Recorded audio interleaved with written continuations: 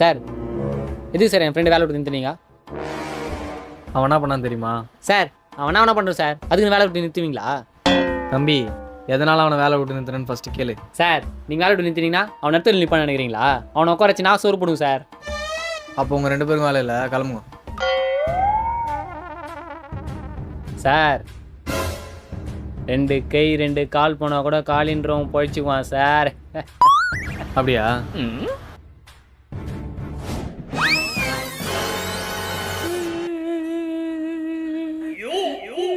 இப்போ அப்படி படிப்பா சார் என்னதுக்கு சார் வெட்டினீங்க? என் பேர் குமார் சார், ஓடுற பாருங்க சார், அவன் தான் சார் காளி. ஓ ஷிட், கத்துறேன் மன்னியும். தம்பி ஃபஸ்ட்டே சொல்ல மாட்டியா? சரி, ஆனதாகி போச்சு. இனிமேல் உன் பேர் காளி, அவன் பேர் குமார், ஓகேவா?